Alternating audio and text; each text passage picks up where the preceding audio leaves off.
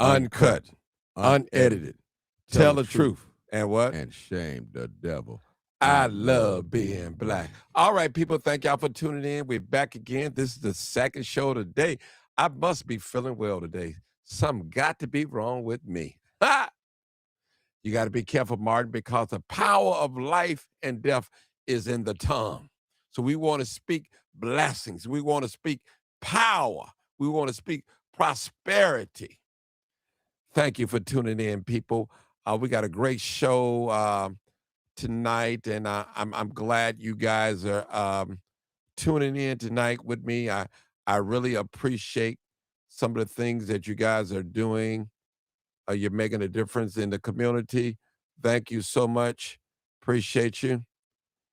And I want you guys to come on here. Hopefully, I can share some things with you guys that will bring an eye opener to you. And that's what we want to do tonight. And we want to talk about why mother and daughter, father son relationships shape your emotional life. We're going to switch gears a little bit, but this still is news. And we want to talk about it because a lot of us don't have an open relationship with our parents. And we've been wronged by our parents. A lot of us, we've been betrayed for a relationship. Our mother paid too much attention to the man and not to her children. Vice versa, the father uh, paid too much attention to the streets or to a relationship. He denied his children. So all of these things come into play. They come into play, people, and we want to acknowledge this tonight. And we're not here trying to make nobody feel bad or anything. And that's not what this show is about. And we want to bring out some emotional things that shapes us. I remember coming up, my mother used to tell me, "You'll never be now, you'll be in jail and all that." And she said it so much, I began to believe it, you know. And sometimes we have to be careful speaking these things over our children's lives, you know. Well, Martin, it's the truth. And I know the truth is the truth. But sometimes it's not what you say, is how you say it. What matter of spirit that you say what it in. You know, some folks, they just cut your throat. They mean spirited. Their energy is just not right. And I've learned that a long time ago. Parents can save us or they can damn us. Well, you say, well, Martin, what are you talking about? I'm talking about they can speak life and death over us. That's what I'm talking about. They can speak life and death. Hold on, let me answer my door. Life and death. You already know what it is. Live, uncut, unedited, tell the truth, and shame the devil. I love being black.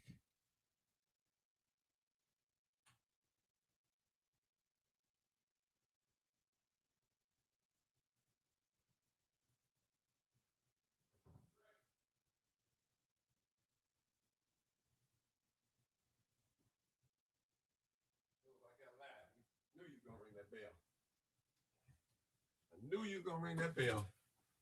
Okay. Yeah. Sorry about the delay, people. My nephew. Mhm. I I was on a roll there. I just all right. Make sure you guys share this video. That's what we want to talk about. Make sure you share the video. Share this video.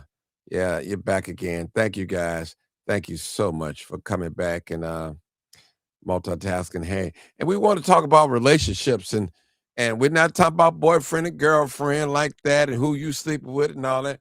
We're talking about mother and daughter, father and son. That's what we're talking about. We're talking about they can they can shape they can shape our emotional life. And some of us, we just our emotions are everywhere, you know. And that's real talk. Come on in, make sure you share the video. Can I get a like out of you guys? I need a like and share. If you can have both YouTube and Facebook playing at the same time. Just turn one of them down. That's all. To show your support to your board, because you know when you hit that like button, it goes up in the algorithm. It goes up. More people can begin to see it. So I need you guys to come on here and let's do it. Let's do it. Let's do it. Let's do it. A lot of us have some horrible memories about our parents, the way they mistreated us and they did us and showed favoritism against us. And, you know, we got to tell the truth, shame the devil. This is a sensitive conversation tonight. Somebody needs to hear it. And again, if this doesn't apply, let it fly. This is not for everybody. This is not everybody's case at all. All right. They don't want to hear this type of talk, but we're going to talk about it tonight. Uh-huh. Mm-hmm. I tell you, our parents, listen, parents, our children will tell on us. Trust me. Our children will tell on us. And that's real talk. Real talk. They will tell on us. See, it's not what you say, is actually is what they say about you.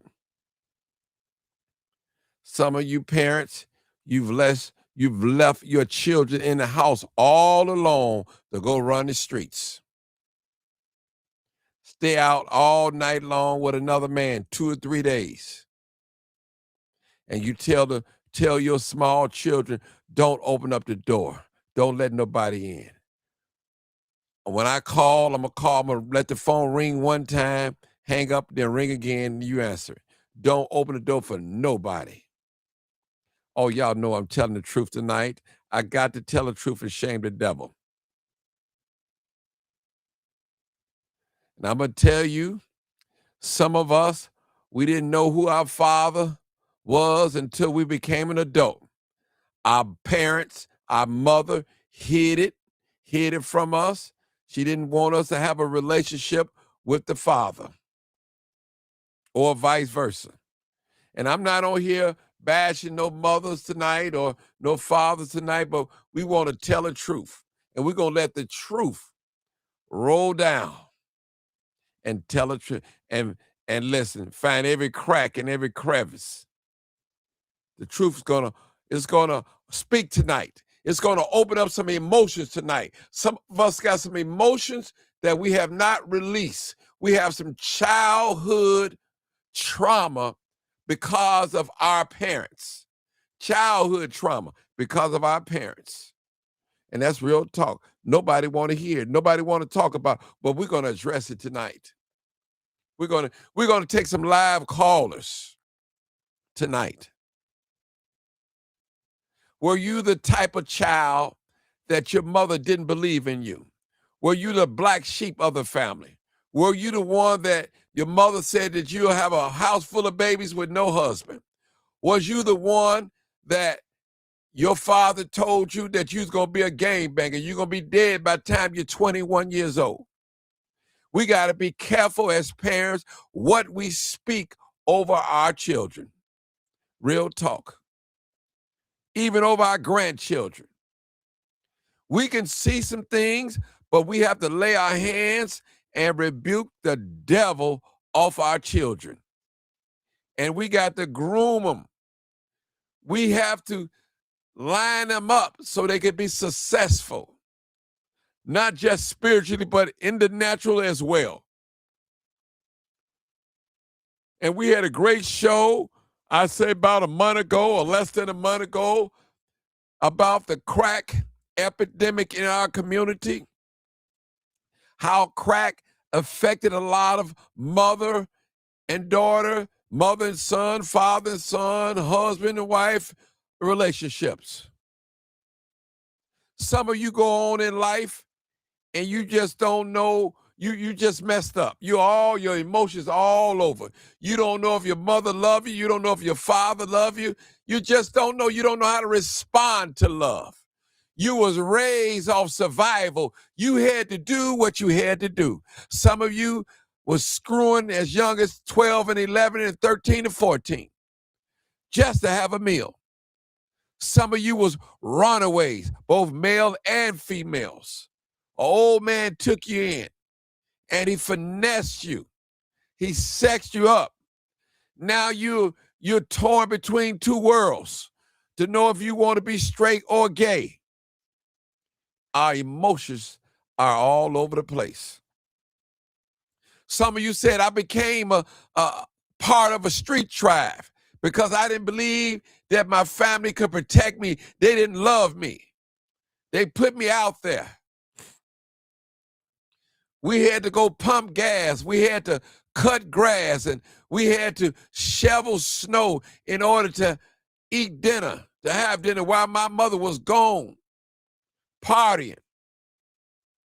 She came in drunk, upset, closed the door. We couldn't say anything to her.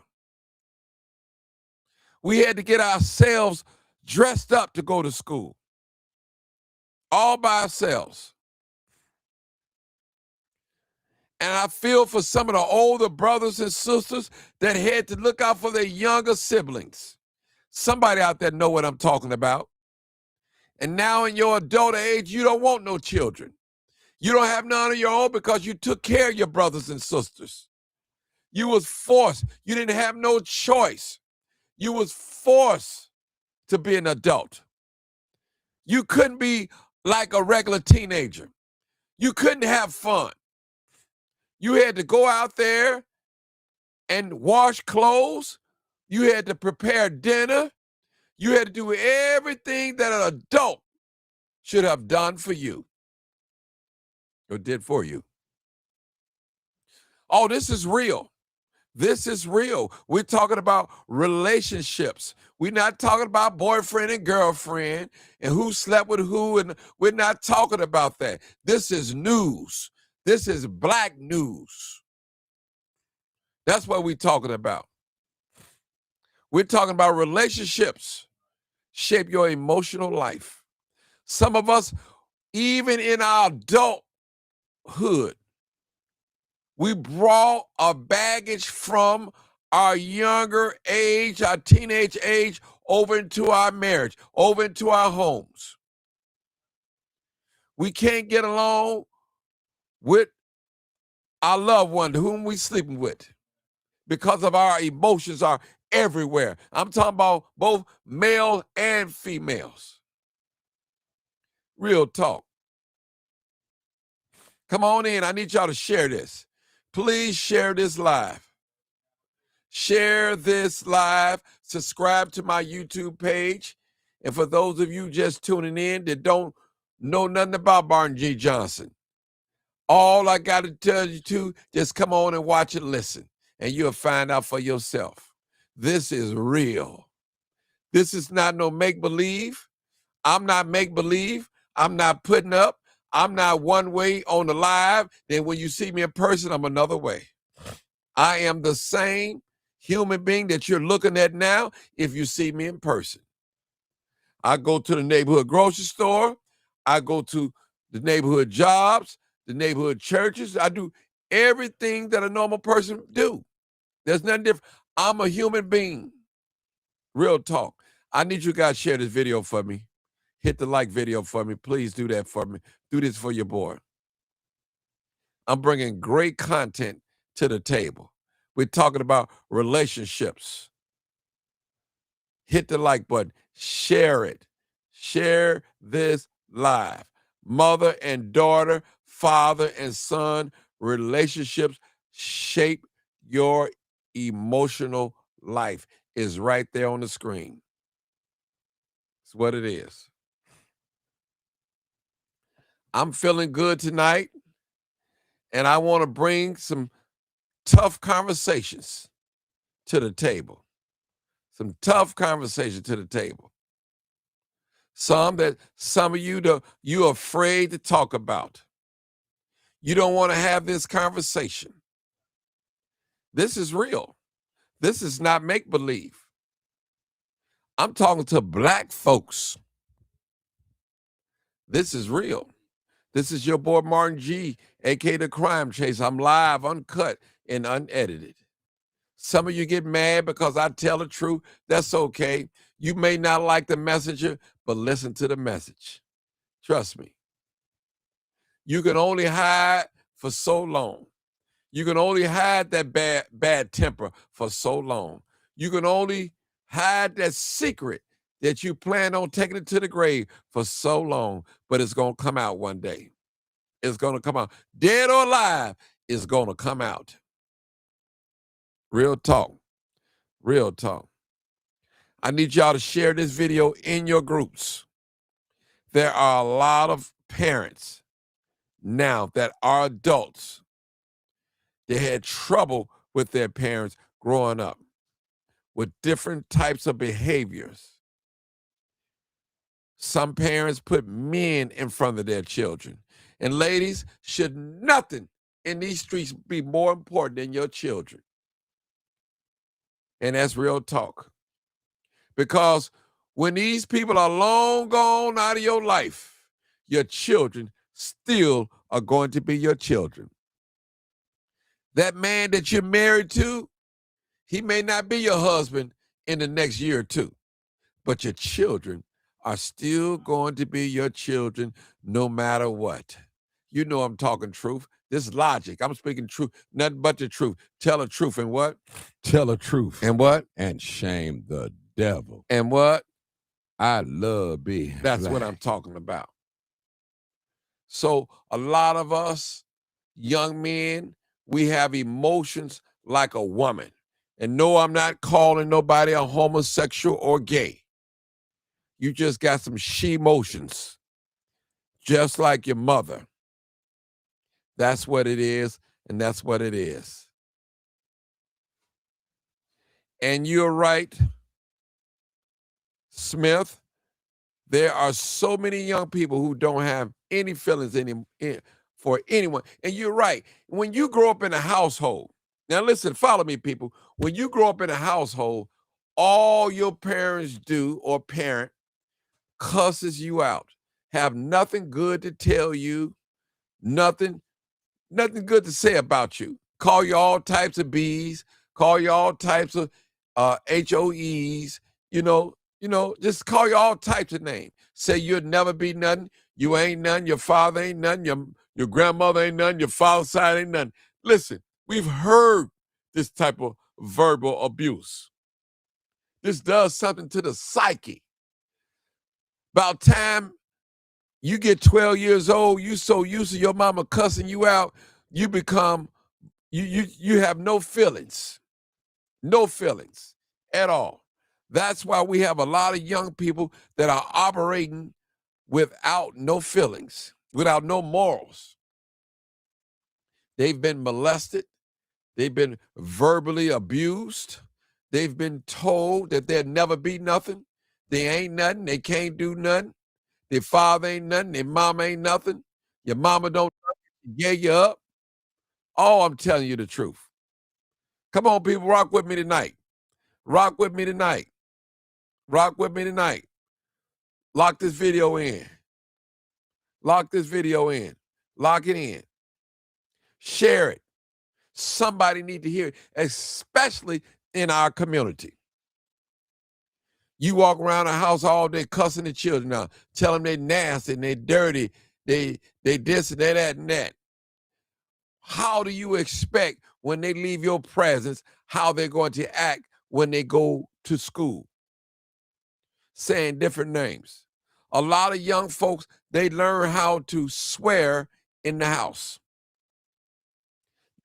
First look of the world when they come in your house, when they live in your house with their parents. Some of us are upset with our parents. We forgive them, but we're upset with them because they never loved us the way that they should have loved us.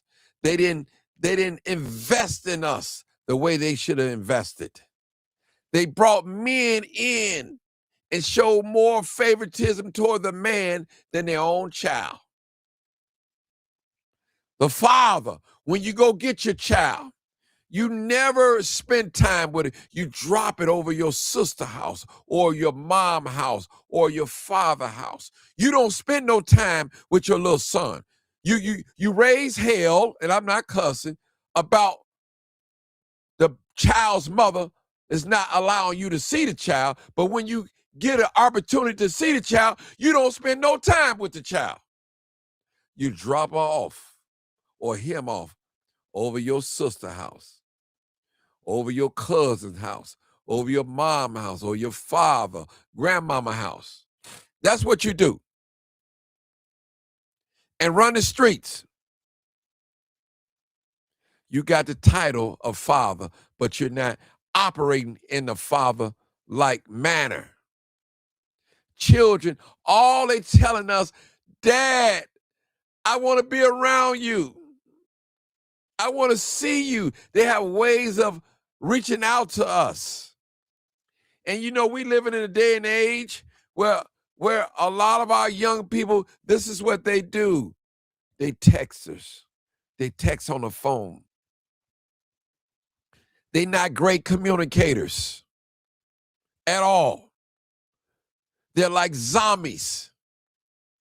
At the dinner table, texting. At school, texting. In the car with their parents, texting. At the theater, at the show, picture show, texting. At church, texting. Somebody talk to me. Texting. Non-verbal communication at all. They're communicating by way of cell phone, social media. You have some people, mostly females, they don't want to talk on the phone. Not, that's too old-fashioned. Text me. See, when you text, you don't know what they're doing or who's around them. You at the mercy of the text. Real talk.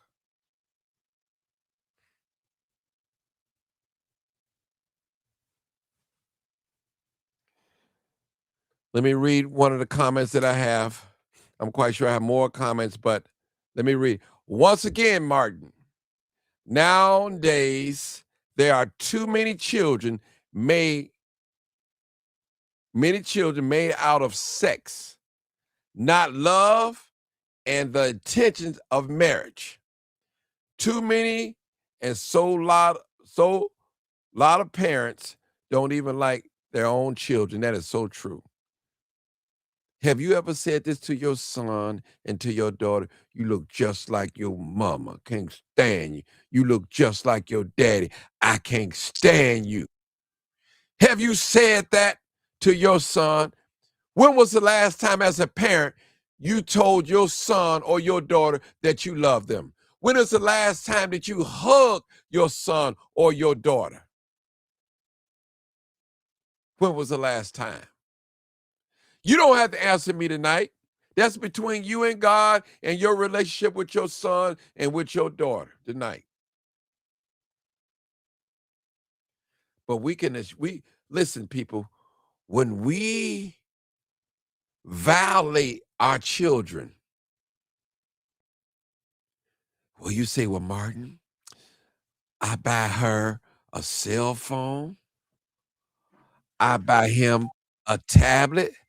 I buy him a camera. I buy him a computer. I got Wi-Fi in there. There's food in there. But guess what? You don't pay no attention to your son and your daughter. Have you ever noticed, people, when you get on a telephone, right, and you're talking to maybe your friend and how your children just act out? Have you noticed that? Because they're crying, they want that attention, that you're paying attention on the phone with that conversation instead of to the child. Have you noticed that as a parent? Have you noticed that your teenage son is distant? Have you noticed that your teenage daughter is distant from you? Have you had that sexual conversation with your daughter? Have you had that sexual conversation with your son? Well, you said, well, Martin, they learn that in school. No, you need to sit down as a parent and explain sex to them. Because if she walk in that door and that stomach is at 6 months pregnancy and you have not been paying no attention, now you're going to be feeling a certain type of way. Real talk. Real talk. Let's take some callers, people. 872-299-0808 or 872-297-6389. I want to take some callers. We want to talk about some relationships. We definitely want to talk about some relationships tonight.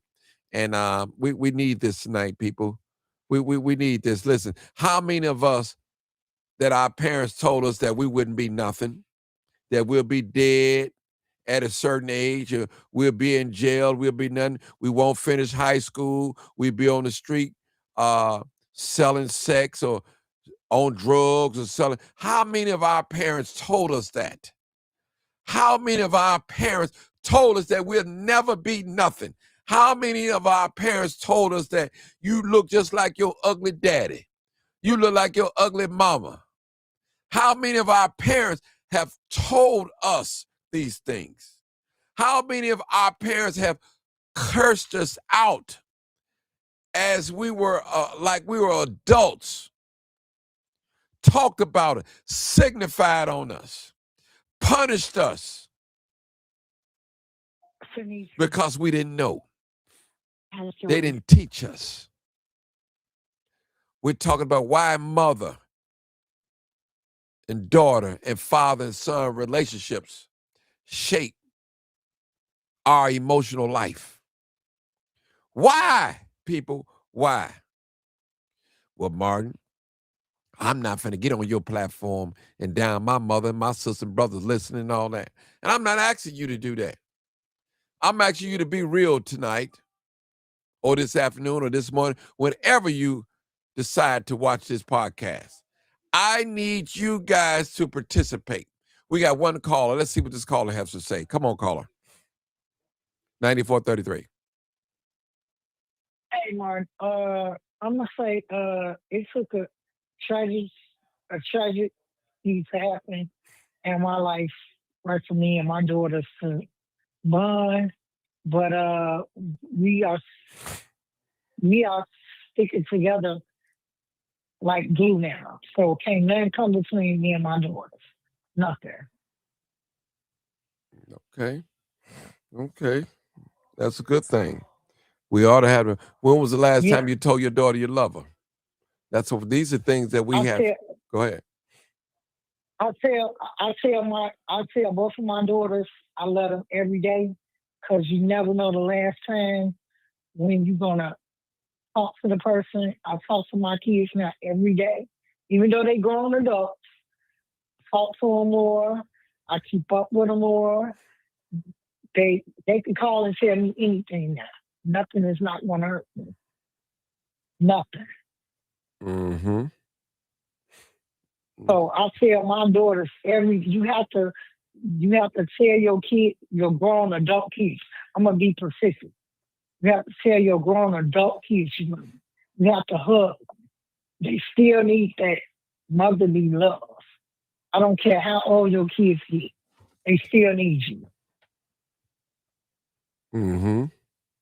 I agree. I definitely agree. We're gonna put So I tell my kids every day I love them. Mm-hmm. It's a beautiful thing. Beautiful thing. Listen, a lot of us have not healed properly from all this verbal abuse coming up in the home. You know, a lot of our parents have called us whores and bees and punks and all types of ungodly names. Everything but the name of God, they call us. Let me tell you guys a story. I had a friend, he died this year, older gentleman, learned a lot from him. And he had this young lady, he had a nice clothing thrift store, high-end thrift store. Well, we call it today a boutique, used high-end clothes. And the mother came in his place one day and she told a story to him. She said that she was bragging on Shorty. How Shorty was helping around the house and paying some bills, and Shorty was real good to her. She was bragging on Shorty until one day her own daughter told her, dropped the bomb on her. Said Shorty wasn't you know what. The moment you was dotting that door, Shorty was in my bed having sex with me. And she told her mother that, and that broke her mother hard. She told her mother that in her adulthood. So parents, we have to pay attention to our youngsters. We have to protect them with our life. We have to put them in the best comfortable atmosphere, safe atmosphere. And we have to pray over them. We have to have a relationship, a healthy relationship. We have to, as parents, we have to have our children to come to us as a safe space. Real talk. We have to have, see, when you are in a safe place, then you can begin to open up. But when you don't feel safe and when there's no trust, then that's a problem. That is definitely a problem. Yeah, I'm sorry. Yeah, there's a problem. I need some more callers, 872. The number is on the screen, 299-0808. Where are my callers? 872-297-6389. I'm quite sure that you had a childhood full of trauma. Even right now in your relationship with your spouse or with your husband or with your wife, you still suffer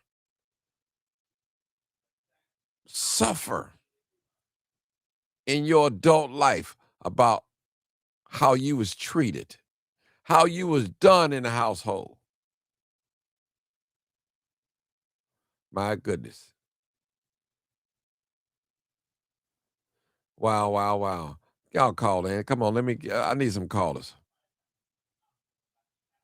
Need some callers. What can you do when your teaching fall on deaf ears? You let the F go. That's what you say. Listen, people, when you talk to your children,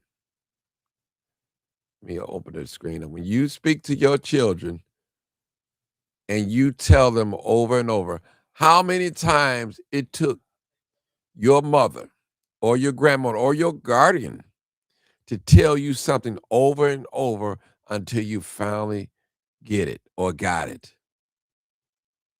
Sometimes you don't get it the first time. Sometimes you don't get it the second time. Sometimes you don't get it the third time. That's real talk. You don't get it.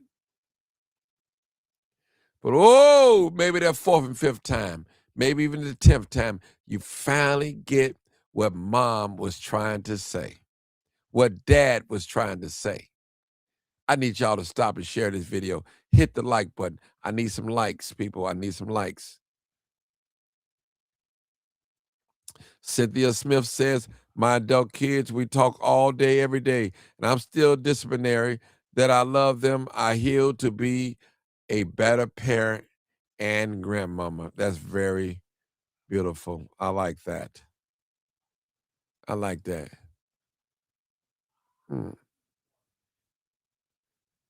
All right. Miss Smith said, I was raised by my grandparents and they showered me with nothing but love. And you know, you hear this topic all the time on the internet that a lot of us was brought up on survival and not love. We had to do what we had to do. We don't even know how to love properly. We don't know how to love properly. A lot of us. We don't know how to love properly.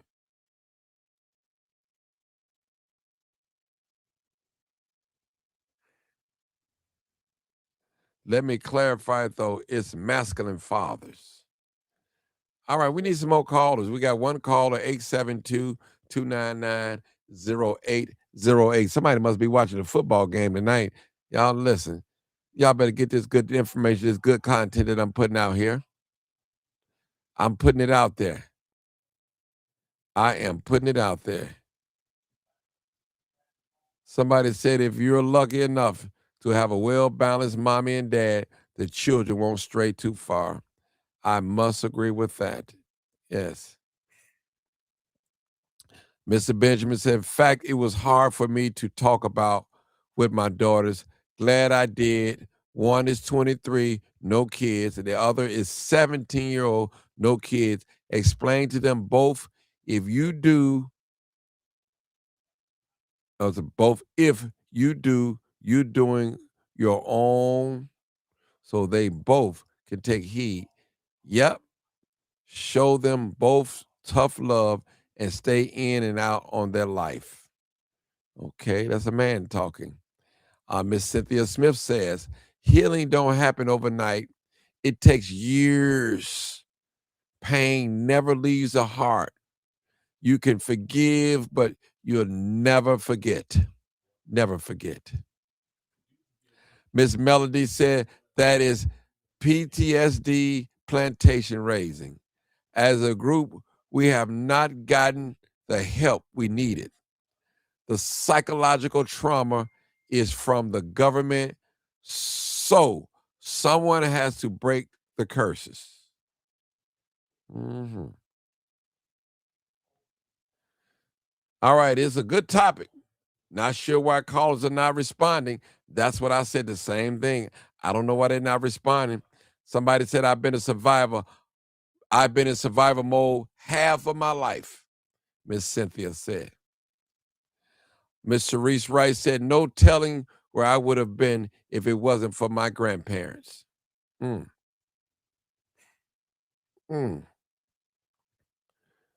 Varlene Noble said, I was brought up on fear and survival.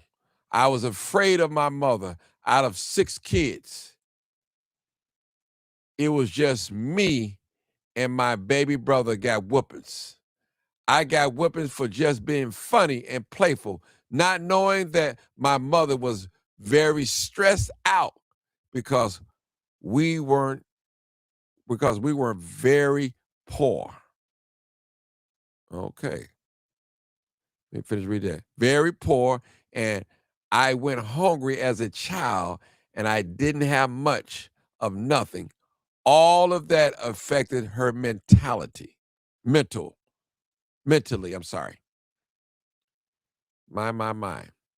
This topic is the root of the problem affecting our youth. We have some of the worst parents in America. Very sad. Cynthia Smith said it's hitting too close to home. Oh, I know. I've experienced it. Here's a man that was 40-some years old. I can't tell you if my father ever hugged me and told me that he loved me. I can't remember. I can't recall it. Sometimes it just take a hug. Share this video, people. Like this video. Make this video go vertical. Share it. Yeah, I said Mark, vertical. Yes. can I say something? That's all I was going to say. All it takes is a hug. It's one hug.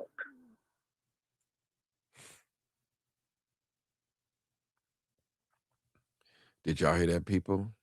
She said it takes one hug. One hug. One hug. One hug. That's all. One hug. All right. Mega Band said, let me see what. All right. I can't relate to being left out from personal experience. All right. All right. Let me see what y'all don't know what's wrong with y'all people. Y'all don't want to talk tonight. Somebody said that, but see, look at all this single parenting, not enough family building. That is so correct. And I'm going to tell y'all something. You might not like what I'm about to say. I don't care about some of y'all being a single parent. What, you want a trophy? You're really not single. You're living with a man. You're shacking. That's what that really is. You claiming that you're doing it by yourself, but in reality, you're not doing it by yourself. You have help from your boyfriend or your significant other.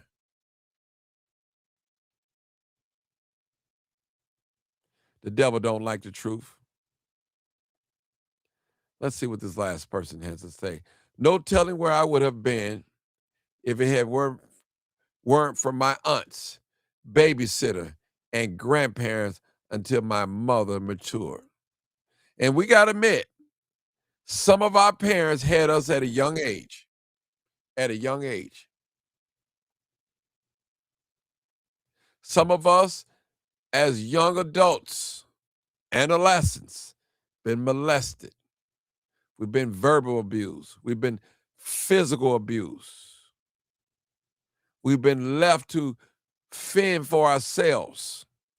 We've been left as older brothers and sisters to babysit the younger and look out for the younger. We've been left for that. Has joined. All right. Give me a minute, Sarge. I come to you. I lost my mom at 16, dad at 17, and grandmother at 18. My parents were older, always had food, clothes, home, but verbal abuse from an alcoholic mother. Love, but I learned a lot. Go ahead, Mr. Sargent. Well, I think maybe, I ain't sure, maybe this topic hits too close to home for some people. And they don't want to really elaborate on it. You know what I mean? They don't want to talk about it because either it was something that happened with them or they possibly did it to their own children. I believe exactly what you said, brother. Yeah, let me read I'm just looking at it from the outside looking in, because normally your phone, your call in be off the hook. Preach. Not tonight. On the norm. Not See? tonight. Not tonight, So, you know, Not tonight. Tell the Yeah, so truth I don't, and then to shame being the this close, devil. For New Year's, yeah. and it being this close to the holidays too. A lot of people off work, Christmas yeah. just passed. Christmas just passed, and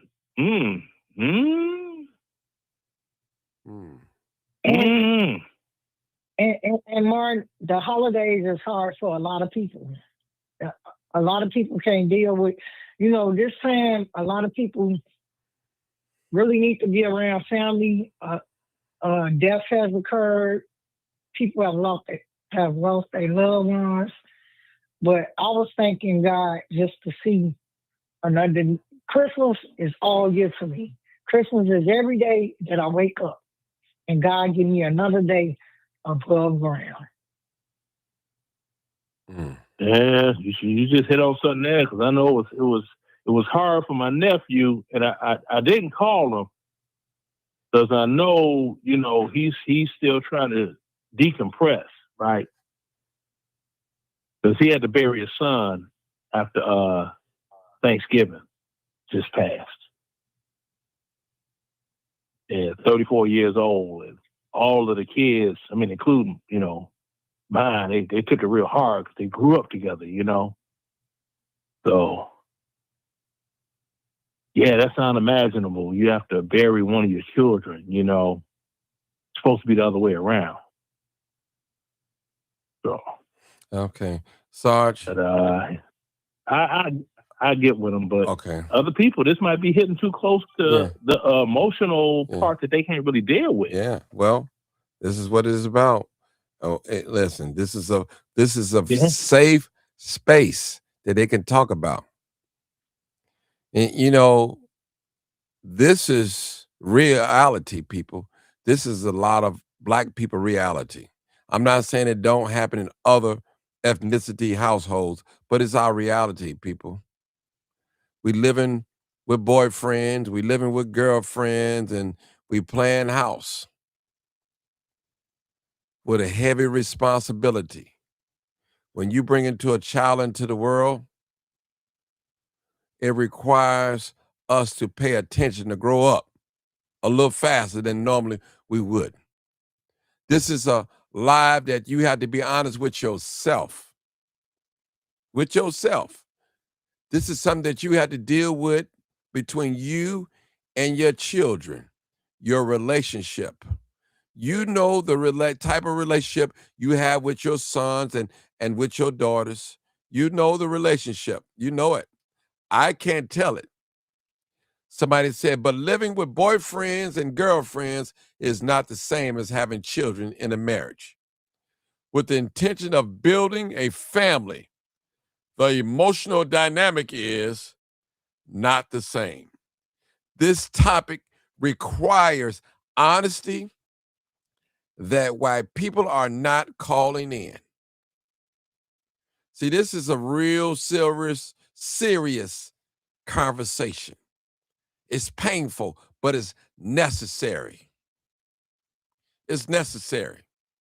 I want people to be honest with yourself as a parent. Look at yourself. Look at all the time that you cuss your little people out, your little ones out. You talk to them like he and she was a dog or a bad person in the street. And you wonder why that your relationship with your children is so far. You wonder why this child that you birthed in the world, that you wiped his or her behind, you protected him or her to the best of your ability. You made sacrifices. But when it came to a relationship, you neglected your duties as a parent, as a mother, as a father. You put a man before your children. And I always say, Brother Sarge, you can get rid of a wife, you can get rid of a husband, but these children will always be your children. Always will be your children. Mm-hmm. People will walk in. Hold on, sister. People will walk in and out of your life. Just like that. And start a new life and start a new family. And won't live up to their responsibilities for their children. That's the type of world we're living in. Everybody want to have sex. They want to play house.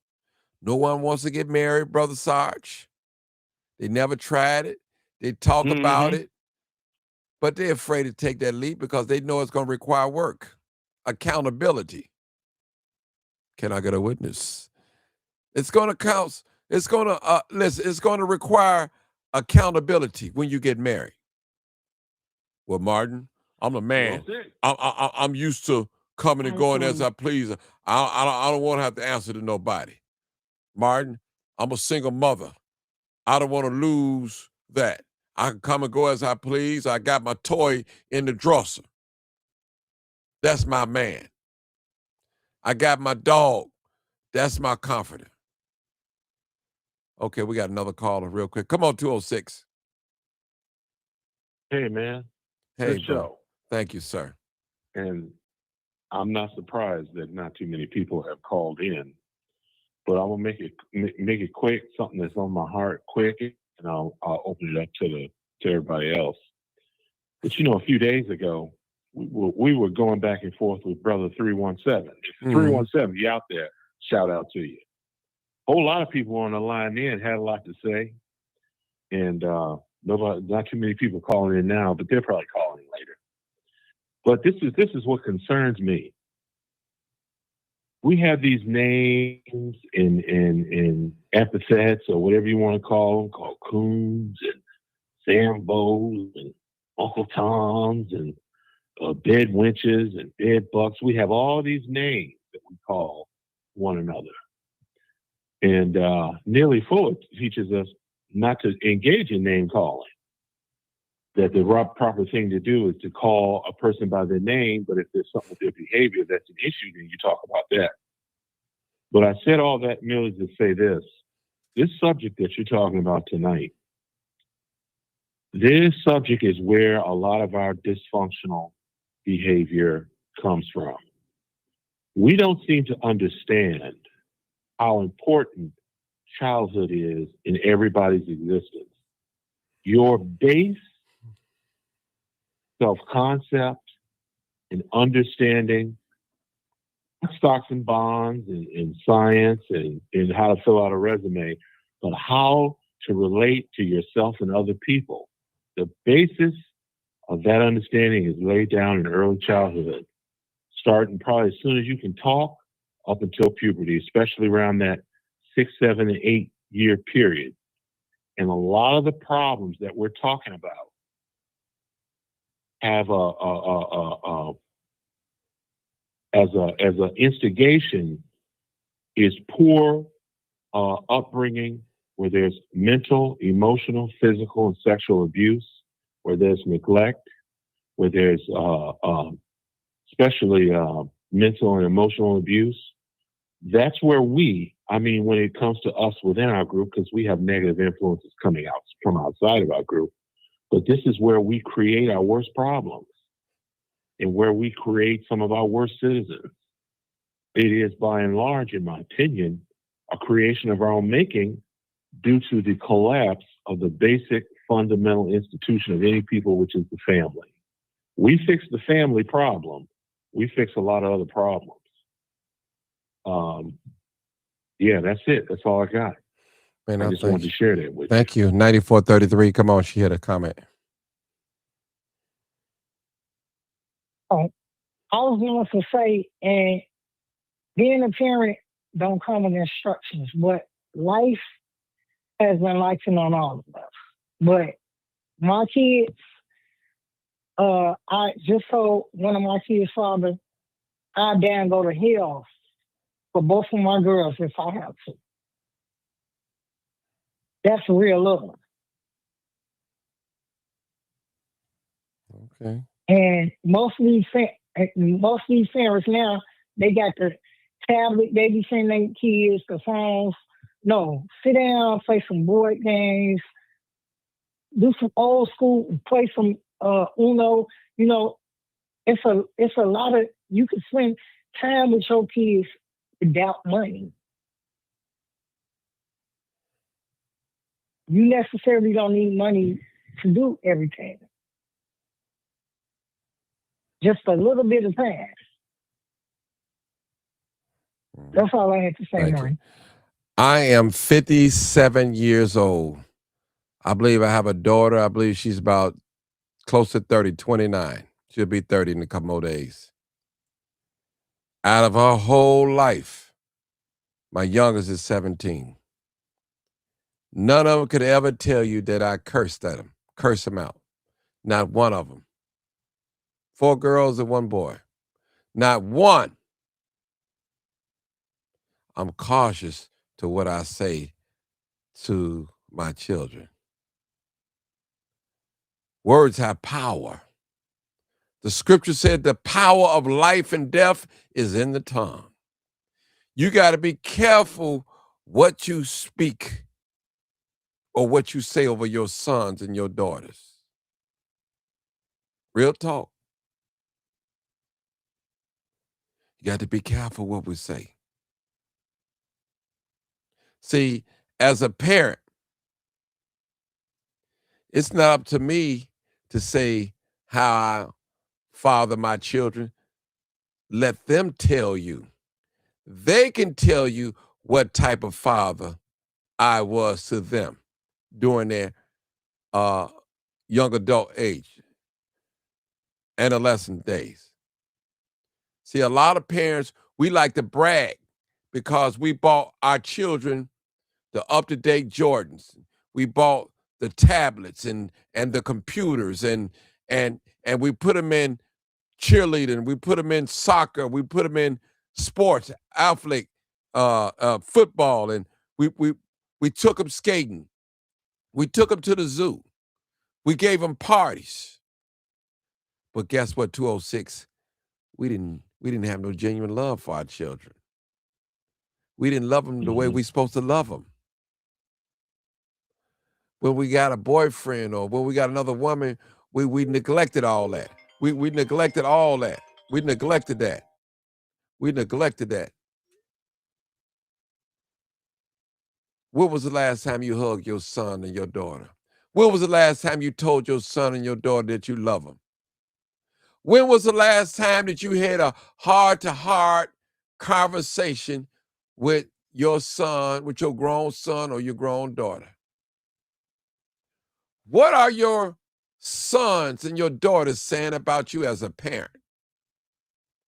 I remember one day, 206, my daughter, she's the last one, not the last one to the baby girl. And she said, Dad, this is out of her own mouth. She said, you was a great father, but you couldn't braid no hair. You couldn't braid no hair. I said, daughter, I did the best I could. She said, we went to school. She said, we went to school with our hair bogus. I said, but daughter, I did the best I could. See, it's not. The hair was bogus. Yeah, but her hair was bogus. I was trying to do the hair, put it in a ponytail. I couldn't do no hair now. I couldn't do no hair. I got you. But that's what she said. Said, you was a great dad. I mean, I fed him, I clothed him, took him to the doctor. I did everything a parent's supposed to do. I gave them information, how to survive out here, how to handle situations, stuff like that. So as a parent, now as a grandparent, what are our children saying about us, brother? That's that's the key thing. That's the key thing. Now, I'm not saying, don't get me wrong now. Listen to me, brothers. We understand that some parents poison the children about the other parent. We understand that. So some of us don't have a chance because the story have already been painted. But I always say this, 206 and Sarge, when our children get older, and if they got a little logic, they can put it together. That you know what? You're not, hold on, I'm talking, you're not like what my mama said you was. My mama told me that you didn't want to come around. You didn't want nothing to do with me. My mama told me that you had another woman, you had another family, which was true, and you didn't want anything to do with her or me. See, I'm telling the truth tonight. I'm going where I'm triggering emotions tonight. Somebody's crying tonight. Somebody understand what I'm trying to say. They know where I'm going. This is Terrence. Has joined. They know where I'm going. Yeah. Mark, can I say- No, sis, I'm in a groove right now. Hold it. I'm in a groove. Somebody know where I'm going tonight. See, it ain't what you say about your child. It's what your child say about your parenting skills, how you did. See, a lot of us, we brag on the school that we sent our child to. We brag about the babysitter. We brag about different things, which is okay. But remember the story I said earlier that the lady told my friend how she was bragging on Shorty. And her own daughter had to tell her Shorty wasn't what you thought he was. The moment you dot that door in the morning and go to work, Shorty was in my bed, sexually assaulting me, raping me. And that mother, Man, when that's a she, damn shame. yeah, when that mother, when she heard that, everything that she thought was good about Shorty, it went out the window. And what I'm saying is tonight, as a parent, as a grandparent, we have to watch the behavior of our children. When our children become distant from us, yet living in the same house, they don't have too much to say to us. We really got to start investigating what's wrong. Something's not right. Something's not right. Real talk. Let me let this new caller come in. 214. Come on, caller. Thank you for calling. What's going on, big brother? How you doing, brother? Oh, good. Yeah, I work in psychology and I'm a therapist. Okay. So the problem is, but Black people don't know how to have a relationship, any kind. We've never been taught that.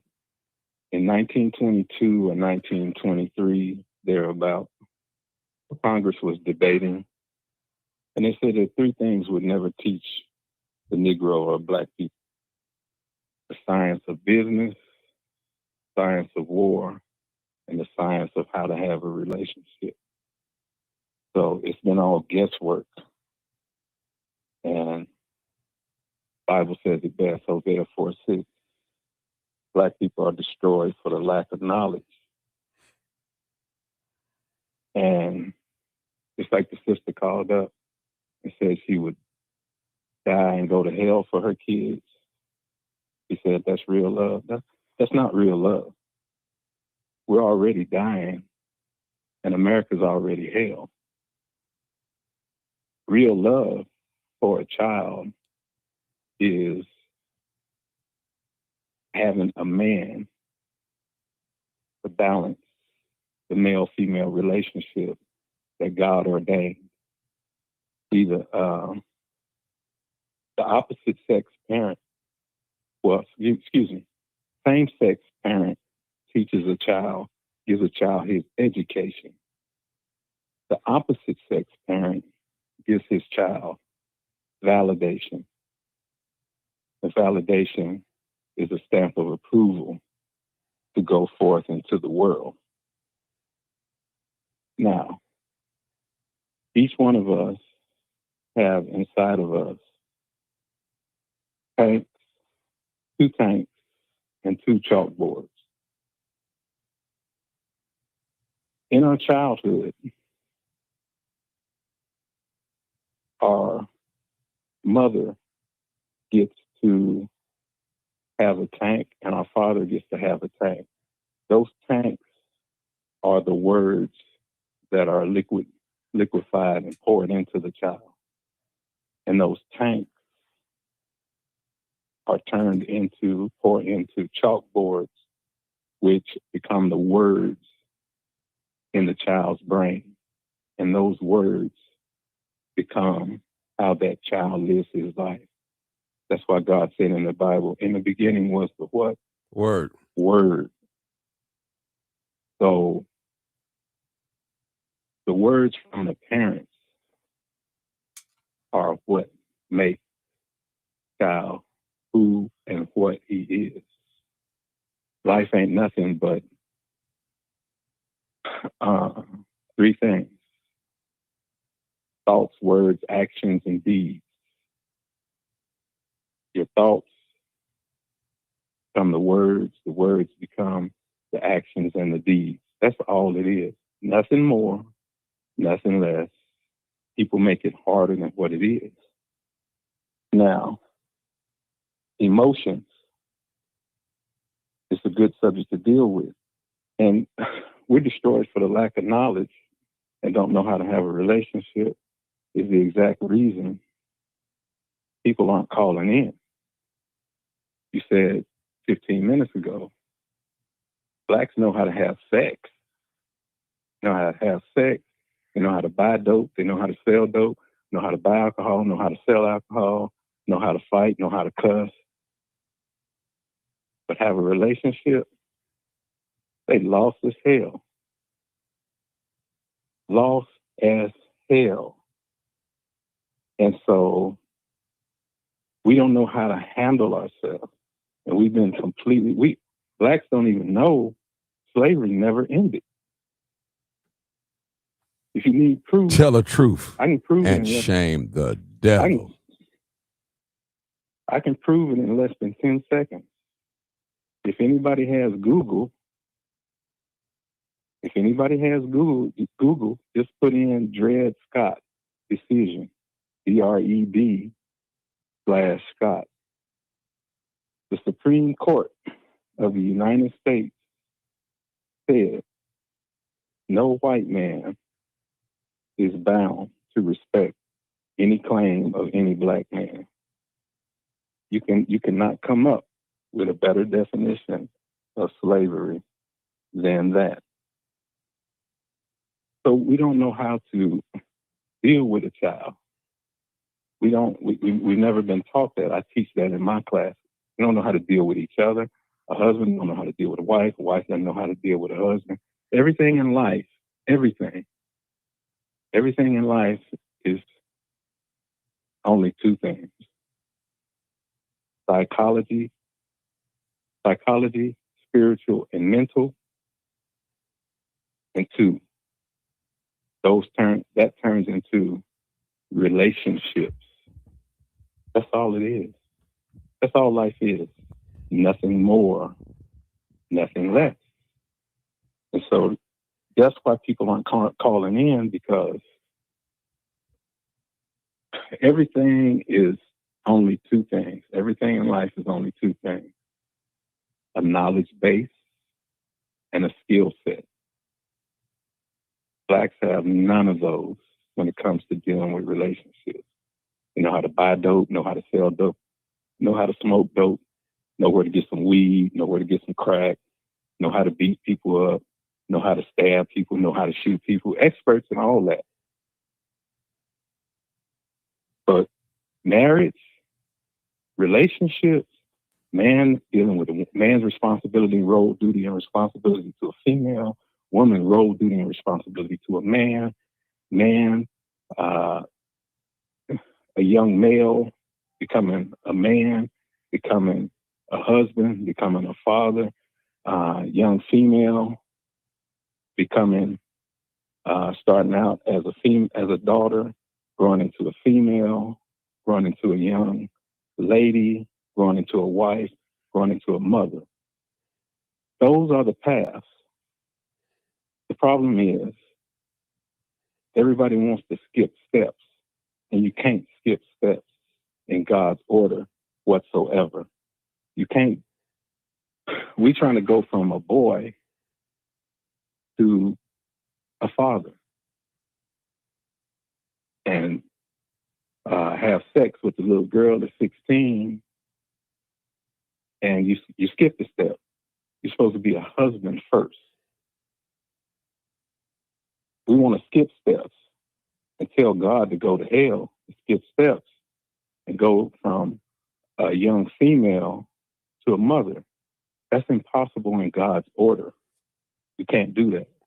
So blacks are completely destroyed as a people. Elijah Muhammad told us that in the 60s, and blacks ignored him. We have been completely destroyed as a people. And that's why there's no more families today. You can't find a black family. And you got idiots and jackasses and dumbass females thinking a mother and kids are family. That ain't no damn family. God said, last time I checked, God said a family is husband, wife, children. That's the definition. That's his definition. Now, if you want to go with the devil's definition of single mom, what's the first three letters of single mom? Sin. big brother. Yes, sir. Say that again. Sin. I didn't miss it, did I? Did I miscalculate? No, you didn't miscalculate. Okay. All right, just making sure. So we've been destroyed. We're still destroyed as a people. And the thing is, we need to rebuild real quick in these last days. And that's why people aren't calling in, because they don't have the knowledge base or skill set to handle this topic, for one. And for two, they're full of fear. As a therapist, I have to pull these things out of people in daily practice, because people, when you experience a trauma, it's an extreme pain. A trauma is an extreme pain from an event, and that extreme pain that person cannot handle, doesn't have the knowledge base or the skill set or the relationship to handle that pain. So what they do automatically is they take that traumatic event and painful event, and they compress it, suppress it, repress it, depress it. Why? Because they can't express it. And that's my job in psychology and as a therapist, for them to express that so that they can learn from that, grow from that, heal from that, and come out of that. But without those mental, spiritual, psychological nutrients that Black people love to run from, that process of healing cannot take place until they open themselves up to it. And excellent topic, excellent subject. Well, not excellent. It's the best subject in the world. In fact, it's the only subject in the world in reality. And your subject line is why mother, daughter, and father, son relationship shape your emotional life. One addition, one revision, shape your spiritual, mental, spiritual, psychological life. All the emotions. Another way to say emotions are 7 deadly sins: fear, vanity, pride, envy, lust, anger, and greed. Fear, vanity, pride, envy, lust, anger, and greed.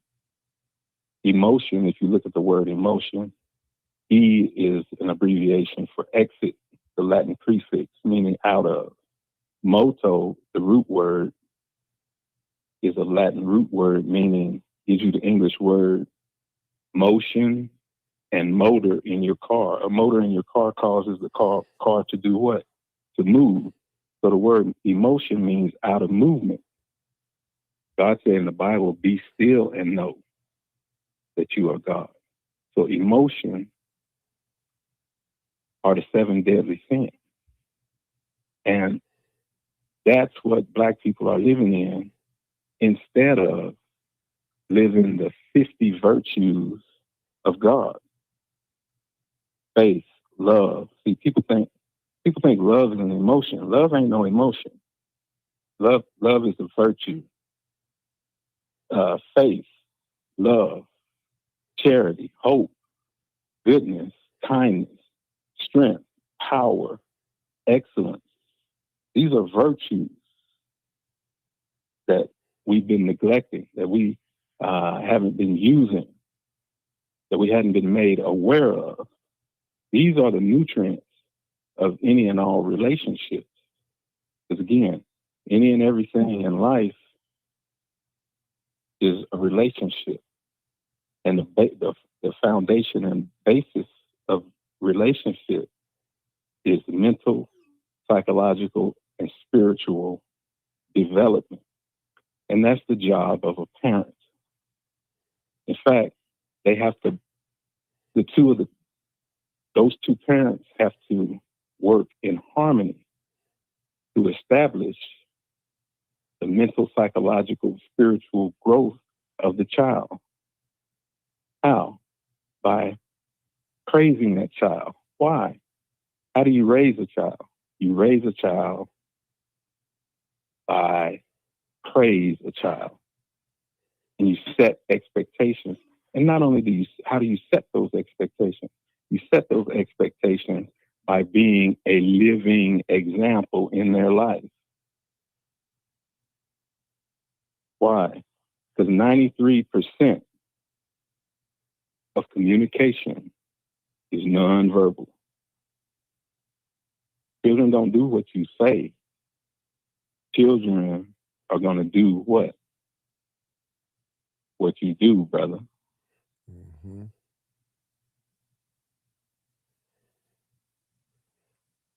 It's quiet on here. It's quiet. We still here, brother. We listen. It's quiet. It's quiet. Well, I was wondering if he was done. Mhm. I just came to share with y'all, you know. Okay, well, let me speak on a couple of things. Number one, the Dred Sarge. Scott decision only applies to his family. Sarge, I want to say That's one all. thing. It doesn't Sarge, apply to. Sarge, Okay. I want to say Okay. one thing before you go. I want to say, brother, thank you for the words that you laid down to us. How did you find out about the program? You stumbled across it, or you've been following me? I just like to know that. No. Yeah, I've been watching and following you. You do an excellent job. Thank you, sir. You real. Sounds You're the realest person on here. You got enough manhood, balls and guts to allow people to give their feedback.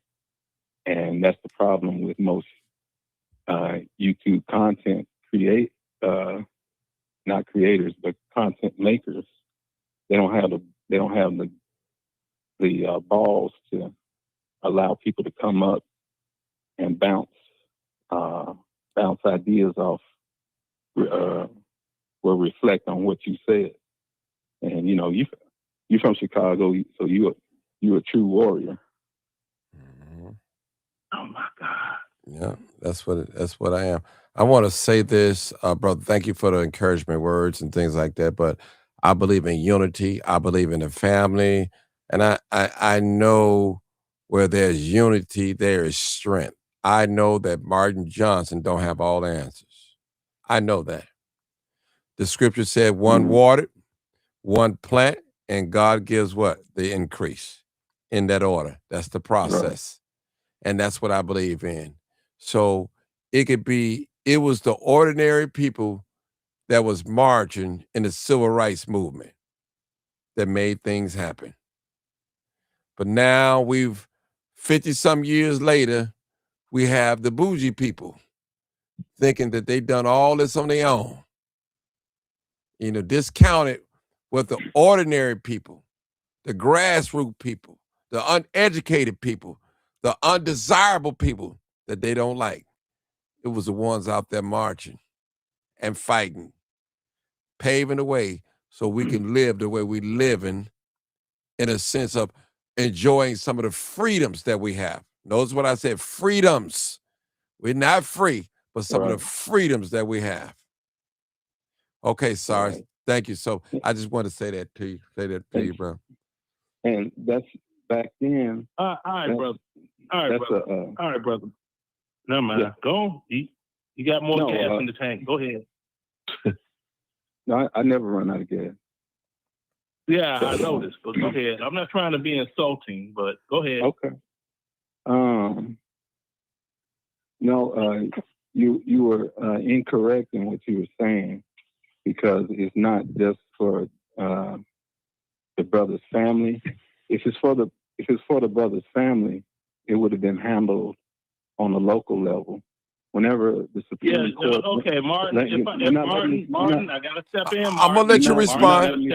When he said it, make a statement. I promise you. Well, I promise hope you. he don't take the rest of the night. No, he's not gonna take Sarge. This is my show. I'm gonna give you a chance to respond. I promise you. Show. I promise you. Okay. Go ahead, my brother. I know you are, my brother. I know you are.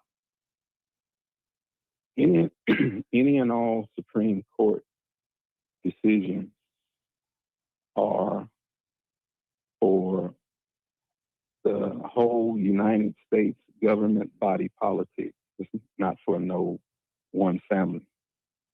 If it's for one family, that's handled.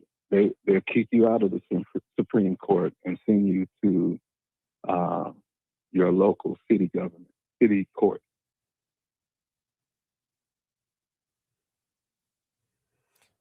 Okay, Sarge, I'm gonna give you a few minutes to say, and we're gonna get back on subject because I don't want to go way off. Go ahead, Sarge. I'll give you a few minutes to do what you have to do. Okay. All right. And I'm going to be brief. Number one, the Dred Scott decision. 1857 for the Missouri slave brought to Illinois. The Republicans, and I'm a Republican, in the Supreme Court, they shot that down in 1862, and they agreed between the two that it only applied to his party, not to any one that benefits from the 13th Amendment. Okay? That is fact. For those that read, they can read. Okay? I don't do the blame the white man. We're still slaves. That's a crock. Okay? You got all these subject matter experts. Who does what? Who reads? I read. No, that's not what I said. I said who said, where did blame the white man come from? That's what you've been doing, talking about we're still in slavery and okay. Like, hold on, brother. All right. Can I finish? I did not interrupt you at all. I listened to you talk forever in a day. No, you didn't. I didn't talk forever in a day. I talked for 18 minutes. Bro, you talk long. There were people typing Z. Sarge, chat. Sarge, get your talking. Hey, Get your talking. Those are cowards because they won't come up here and say something. Can I have my fair time? I wasn't going to be long. Okay. You did. You're talking now, aren't you? No, I'm being quiet listening to you. How you being quiet? But Sarge, I'm gonna give you one more time to do it, Sarge. Don't just say what you got to say, brother. Come on now. We're gonna get back on the topic. Right. We're getting back on the subject. I'm trying to say what I'm trying to say what I'm trying to say, Martin. Now, that was that. Okay. Elijah Muhammad was brought up. Elijah Muhammad was like Sam Cooke, R. Kelly, and the rest of them doing the you dig, if you know what I'm saying. So that's going to be a person that's going to be looked at as a person. That's not true. Oh my goodness! See, Martin, I'm not saying nothing else. You see how I cut me Hold off? it right there. We got a new caller. They just hung up. I was going to go to the next caller because I'm not trying to get off course. I'm trying to get off course. I need exactly. We're supposed to be talking about family, relationships, right, children, and a lot of us, our children love us from sea to shining sea. We are great parents from sea to shining sea. You are Martin. How many times have I spoken and said Martin is a brother? Can I speak?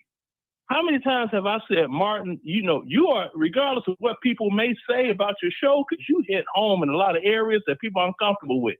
You are an outstanding father. You know it, and you've heard me say this to you many a time, okay? Many a time. So I'm not here trying to raise a ruckus and this and that and the other, whatever it is. None of that. You have a lot of dysfunction within Black America, which is true. It's not everybody in Black America, and it's not even such a large percentage of dysfunction that it's causing all types of anarchy.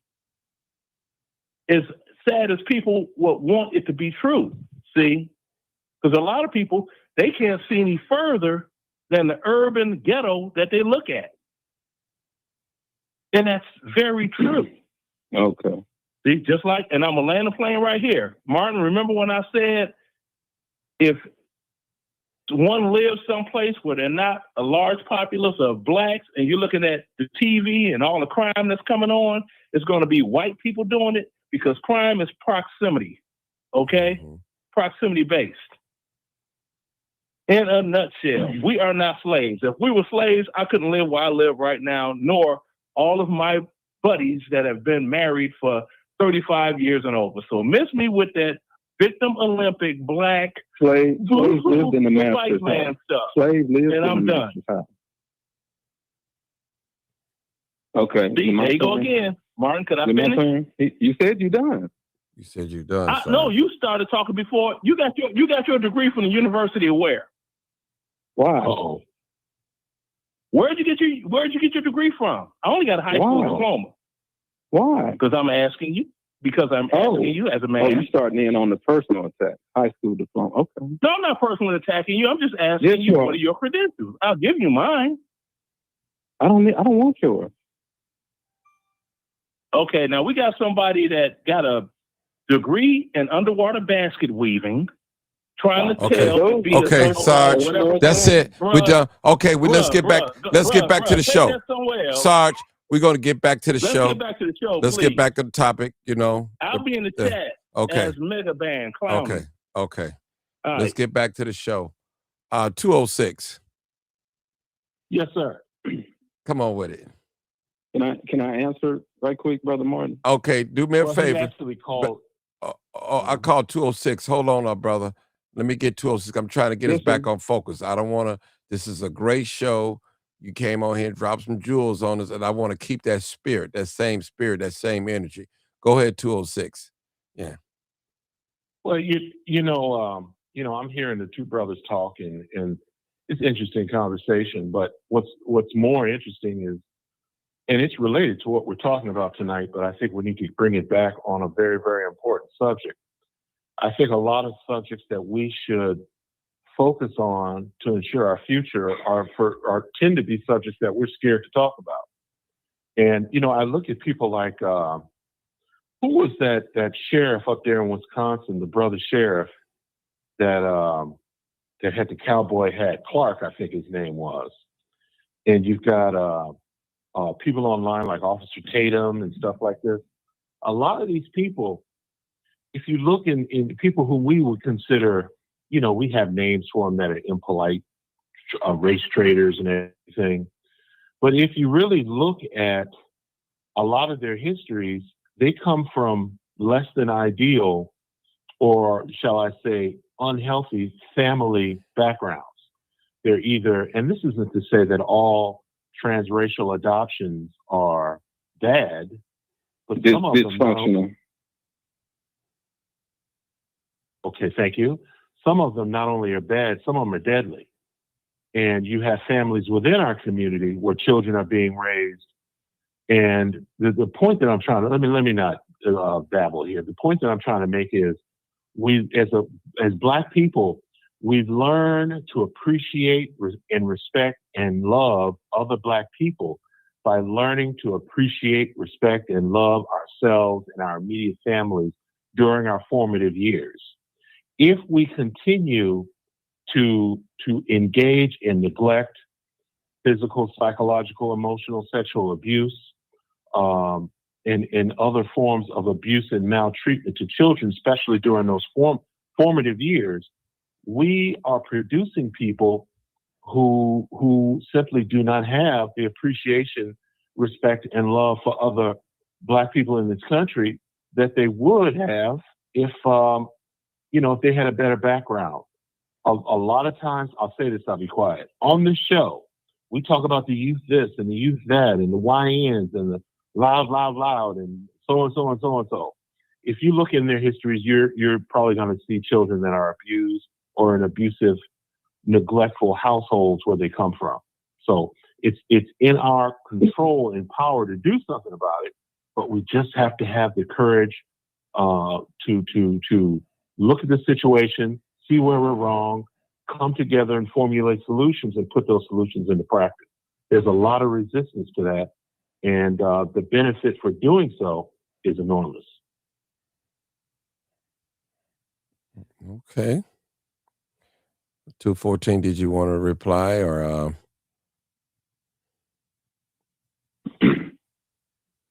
To which? No, not to that comment, not to 206, but I'm just saying, did you want to finish up? Let me just, before you say anything, let me just say this.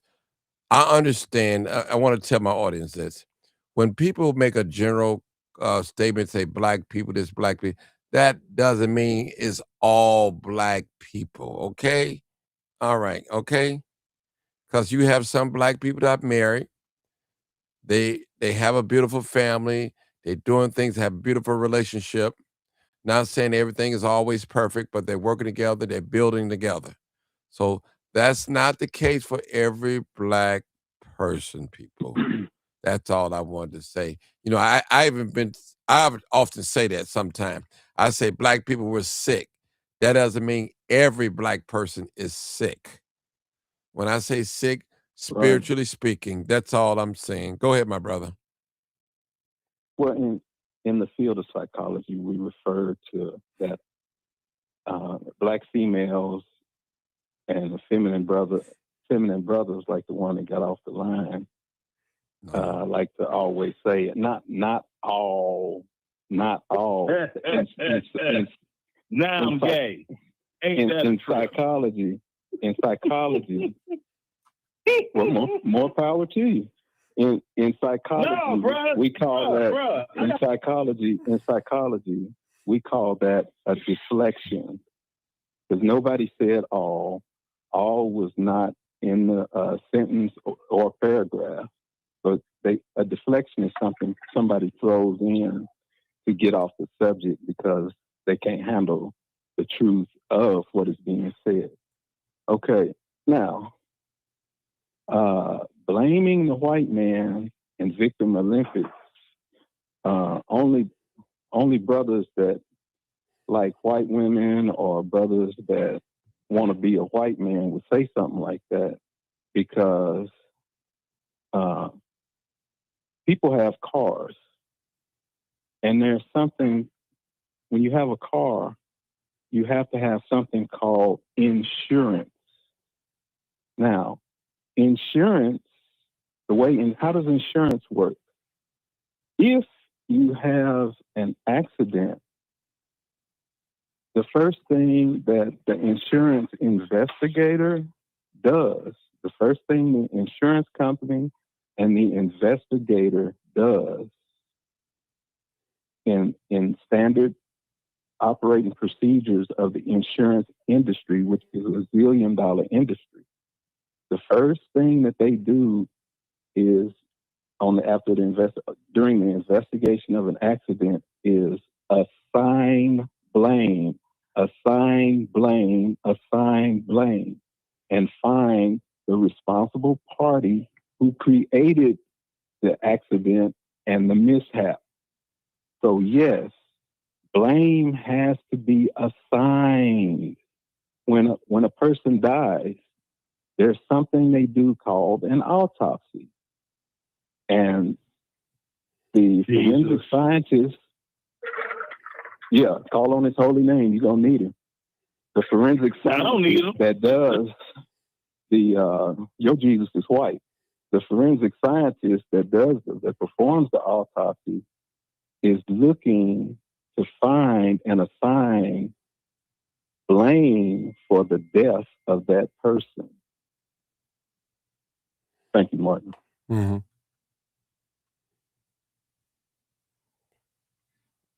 Okay, you done? Yes, sir. Okay, thank you. Okay, cool. All right, people, we're going to probably leave it right there because I don't want this thing to spin out of viral. Man, I appreciate you, my brother, for coming on here, giving us words of encouragement, and thank you for the good words that you had to say about me. Continue to pray for me that I might be a servant to the community. That's all I'm here to serve, my brother. You know, the scripture said, go ahead. Let's deal with some relationships Mm-hmm. and family. Yeah. Yeah. We can build on that. Yeah. Hey, brother. Brother, are you working in Chicago? Me? Yeah. I work all over the world. But, okay. But do you work in Chicago, though, is what I'm saying. You do therapy in Chicago? Yes. Okay. What type of therapy you do with youth or family services, or what type of therapy? What's your typical client? Any and all. Family, individual. I do families, individuals. I work with NBA, NFL players. Single mothers would be part of that then, right? Say again? Single mothers would be part of that again, right?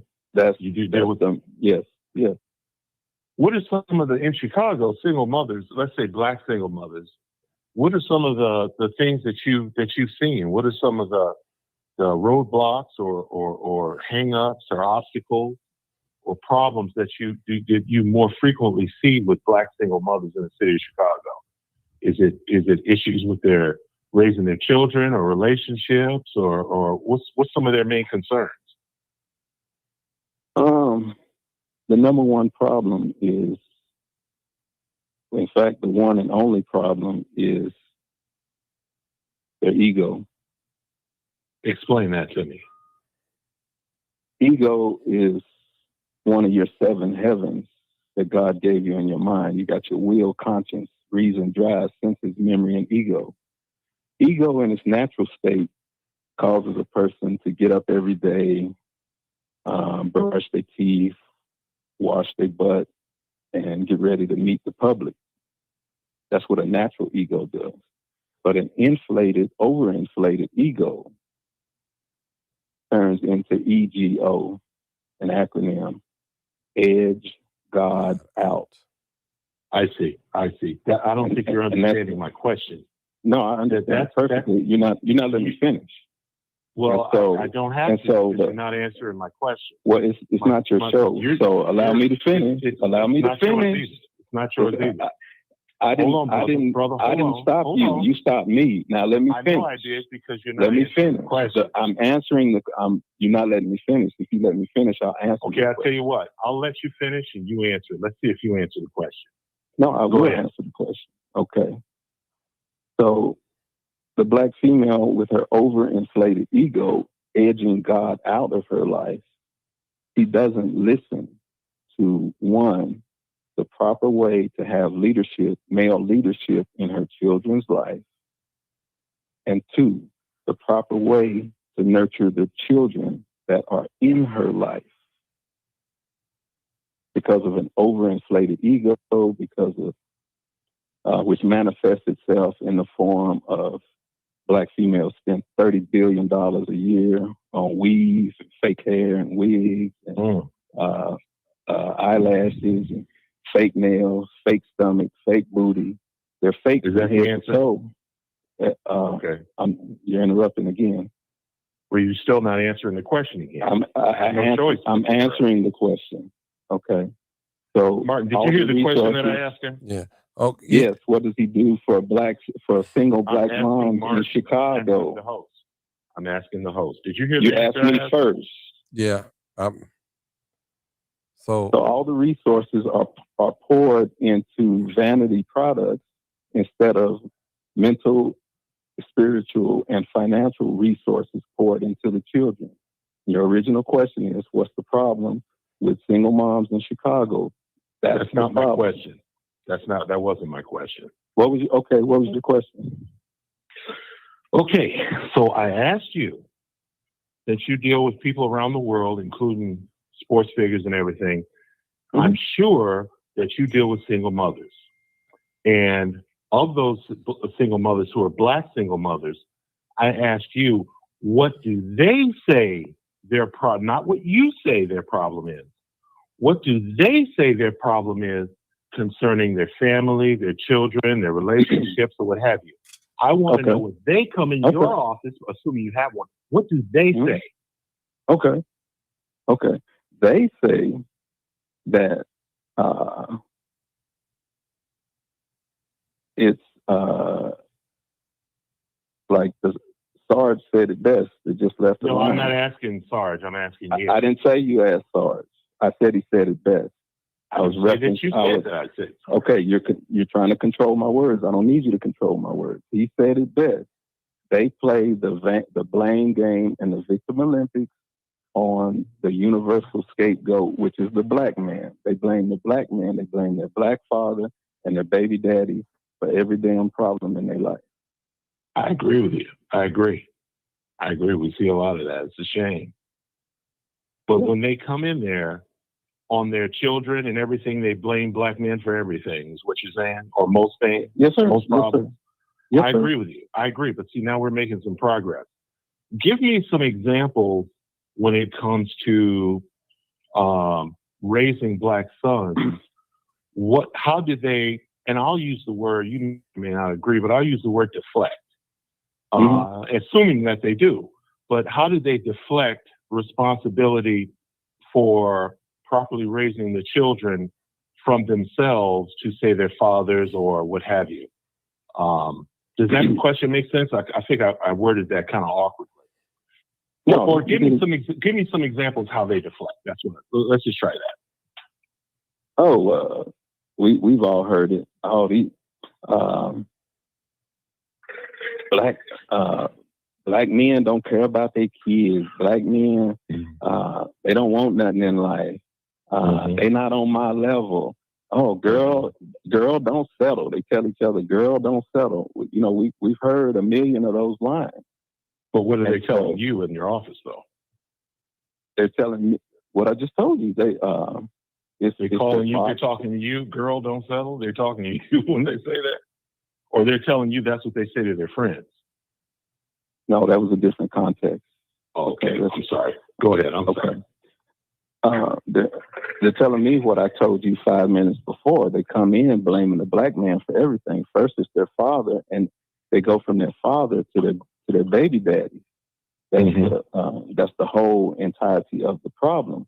Because in God's order, a female is supposed to go from her father's house to her husband's house, and so they have made a substitute replacement and set up the ghetto and a rat community where they go from a fatherless house to a single mom house and blame the baby daddy and the black men for everything. Well, let me ask you this. And I appreciate your cooperation. Yes, how many of those women who say this, what percentage, ballpark, what percentage do you think are that's legitimately the problem? And what percentage, I guess the remainder would be they're just deflecting and they're full of it and that's not exactly accurate. Would you say most of them deflect without justification, or how would it break down? Sometimes this stuff happens, though. 100% they deflect. Otherwise, they wouldn't be in my counsel. Gotcha. That's what I thought. So just one more question. Mm-hmm. Yes, sir. So when you have these women that are deflecting and they're not being responsible for their responsibilities as women and mothers, and I'm not wanting to know an individual case or anything, but give us an idea. What therapy do you provide, and what do you tell these women to help get them where you think they should be as far as responsibilities of self and family?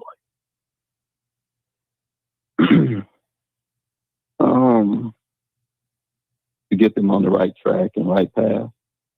Yeah, how do you do that? What you have to do is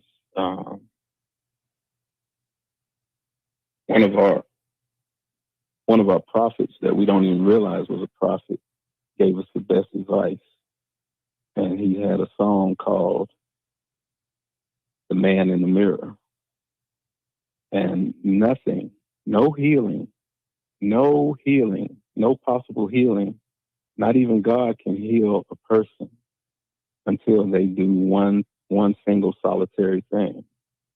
And the prophet Michael Jackson said it best. You have to look at the man in the mirror and ask him to change his ways. But I'm asking you, in your clinical practice, what does that look like? That's what I'm asking. If you stop interrupting me, I'm getting to it. I have to lay a base for my diagnosis and prognosis. So what I do is I hold that mirror up to them and then work to get them to accept accountability and responsibility and their part in the trauma or the tragedy that they're complaining about. No healing. God can't even heal you until you do that, until you accept self-accountability and self-responsibility. What was your part? What was your role? Once they can do that, then I can tell them and give them a prognosis of spiritual medicine, which manifests itself in the form of role, duty. We can graduate into role, duty, and responsibility of a mother and a father and a daughter and a son. Okay. And we can go into that. Okay, now that you've accepted your part in it, now here's your part going forward. Here's what you need to Hold that thought. Uh-huh. We'll get Okay. there. We'll get there. Now you said something very important, the mirror. Critically important. Okay, this is very powerful because I've been through this myself, dealing with my anger issues. Has joined. I'm assuming you don't actually go to the a bathroom and get a mirror and show them. So what technique or what mechanism do you use to serve as that mirror? The mirror manifests itself psychologically, mentally, and spiritually as. And how does it do that? As their role and duty and the part that they played in the trauma and tragedy. And they accept once you accept what you did. For example, so and so got me pregnant. Okay, did he put a gun to your head? No. So you allowed him. You met him. Allowed him, met him at the hotel. Well, yeah, I did. Well, why did you like him in the beginning? Oh, because he was sagging his pants and dancing to the rap music. Oh, but you didn't check his character? No. Did your dad check his character? No. Okay, So I see what you're saying. But functional. Let me. I don't mean. I apologize. That's the mirror. That's the mirror. That's the mirror I hold up to him. Okay. Getting them to accept, to see, to accept their part and their portion in what happened. See, everybody that you remember, everybody that points a finger. When you point a finger at somebody, there's three pointing back at you, and the thumb is on his way back to you. Of course. And nobody looks at that part. Let me give you an example of what I'm talking about. And I'm going to use myself as the example. I used to and still do have anger issues. This is the mirror that we're talking about. And I'm not really seeing what mechanism you're using to get them to look at themselves. So I'll give you myself as an example. Maybe this will refresh your memory. And I think there's someone called in, so I'll make this quick and so they can talk because I don't want to dominate the conversation. But one thing that my therapist, a brother Marine, he was a retired Marine, been in the Marines nearly 30 years, and good brother, great brother. He had me at the beginning of my sessions with him. He had me do two things. Number one, there are certain issues that I was dealing with. And I haven't talked about it on this show, but it was parental-child relationship issues. So he made me write an essay of a certain length where I got into those issues, and each issues I talked about what they were, how they affected me, my reaction, and everything else. And then he gave me, and he kept that. We didn't even read it, but he kept it. And then he gave me a journal, and he said, when you go about your day every day, you're dealing with people, write down in your journal your emotional state after you deal with people on the street or in your social circles, neighbors where you live or on your job. The positive emotions, the negative emotions, so on and so forth. So I had to keep this journal for 2 weeks, I believe it was. What happened was, in doing this, he got me to take a serious look at my mind state at any given moment during the day. And with the essay, when we got through dealing with where I was coming from mentally every day, and that I was creating problems that didn't exist and didn't know how to deal with, and it was causing me all kind of issues because I wasn't in control of certain emotions that were going on inside me, and I always was interpreting outer stimuli as negative when it may not have been negative. So we worked on that. There at the end, How long was your essay? Hold on. How long was your essay? I don't remember how long the essay was, but it was a few pages. At the end of the therapy, we looked at the essay, and I saw how I had created the negative reality that I thought was spontaneous, but it was actually created by me and my thought process that was warped, skewed, with all this emotional baggage that I had dealt with. Then we started dealing with the emotional baggage. And that's something that's called a mirror. So I'm asking you, in your therapy, in your clinical practice, if you want to call it that, what is the mirror that you use? And this will be the last time I ask you. Okay, yeah, I use the exact same technique. I use Okay. You use the exact same technique? Yeah, I use writing. The writing. So when I asked you that the first time, how come you didn't just tell me that? Because there's 360 degrees in a circle, sir. And I come from each and every.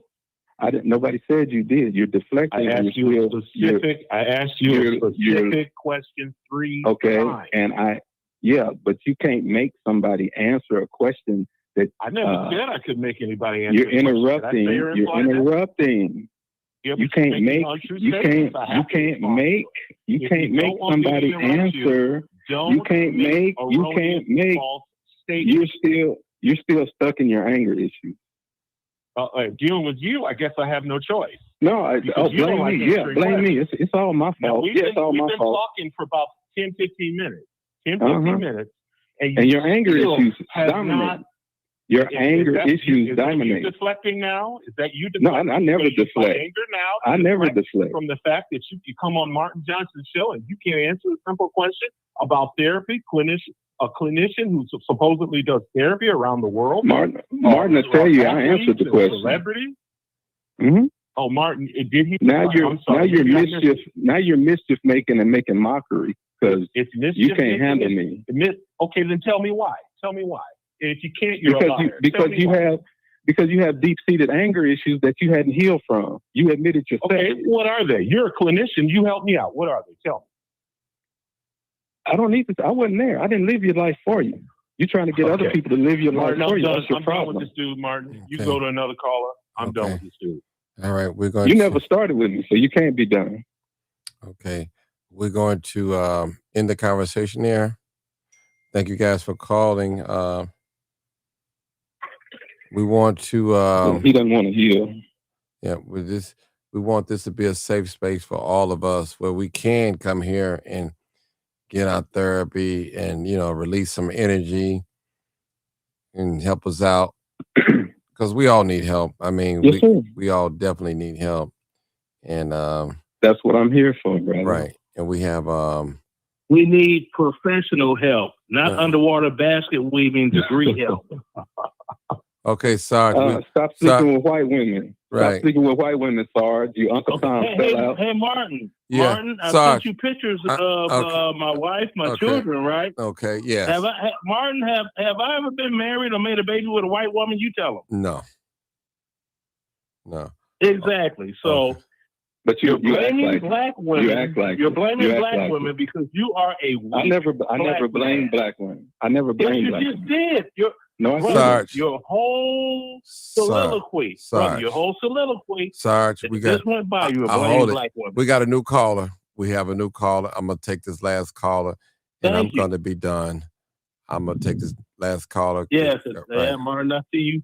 You duck loose. Then I hate to see my brother go out like this. I know. I am done. Okay.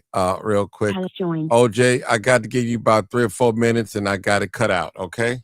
Go ahead, my brother. I really wasn't taking no more calls. Actually, I was listening in, man, and I got your show topic, and I we didn't even know you had a show, and I was just listening in, and I wanted to get some more feedback before I decided I wanted to say anything. Well, I'm getting ready to end it, so got you. I'm getting ready to end it. I'm sorry. Thank you, man. I appreciate it. All right. It's all good, man. Thank you anyway, though. Okay, no problem. No problem. All right. Thank you. 214. I appreciate everything you said. Thank everybody. Thank all of my guests. We going to end this right here. Appreciate you guys. I'm glad I had this is my second show. Brother. Yeah, I've been Get some sleep, brother. Get some sleep. I'm trying. Listen. I ain't had no job in 20-some years. I'm finally working the jobs. it's working on me, but oh, look at you. See, now you playing. Yeah, so hey. Yeah. Well, I'm just telling the truth. Hey, huh? Brother, I hope you had a happy holiday with the family and everything, sharing, with the time spent and everything. Because, man, I was out of state. And my son drove out of state too. So it's my son, my daughter, 6 grandchildren, and oh man, they wore me out, bro. I just got home tonight, but you was on, so I said, let me call in because I need to have my old rickety crickety self sleep too. Okay. All right, Sarge. 206, real quick. What you want to say something? Hey, love you, bro. Yes, sir. Love you. Love you, bro. Yeah. Let me 206. get on out of here. Just two things. For one, I saw your video from earlier today, which was fantastic. Thank you. And two, this is an important subject. If you have it again in the future, more people will call in because by then they would have seen this video. So maybe we can have it again in the future if you choose that you want to do that. I'd like to see it. Yeah, I when I decided to do this today, and I was in a relationship, I didn't want to like girlfriend and boyfriend. We got enough of that going on. We got a lot of imitators out there, and I want to keep it like in a family structure, far as mother and daughter, father and son. It's a lot of because I've too experienced some of these things here. That affected me. So have I. Yeah, and 40-some years of my life, I could never recall my father ever told me that he loved me or even holding me. So, I mean, and I love my father. He was there. I was raised in a house with two households with 2 parents, I'm sorry. And so that's like a trigger. I asked my father on his deathbed, I said, go ahead. He like 99.9% of Black parents, they failed their children. Your father failed you. My mother and father both failed me. My mother tried to delete me. My father tried to delete me. And like we said earlier, that's why people are not calling up, because this is the deepest issue you can deal with, and this is the deepest bottom floor that you can get at. And those two, it produces brothers like Sarge and that other brother who are full. Oh no, Sarge had a wonderful life. Okay, you're interrupting. Sarge has wonderful children. You're interrupting again. I spent time with my whole life. You're interrupting again. My parents did not try to delete All right, me. People. You are having interrupting again. We're gonna close. That's why you're here. We're gonna close it out. Him and that other brother are full of black self-hatred. They full of black self-hatred. We're gonna wrap it up. We're gonna wrap it up. We have to deal with. Yeah, we're gonna have to wrap it up, brother. Right there. We're gonna leave it right there because I don't want to kill the spirit of the show. Okay. All right. Thank you, man. Thank you, man. Thank you. Y'all already know what it is. You already know what it is. Yeah. What is live, uncut, unedited. Tell the truth and shame the devil. I love being Black. All right, peace out. Make sure you guys share the video, like it on YouTube, share it, please. I need you guys to support me in that way. Like the video, share the video.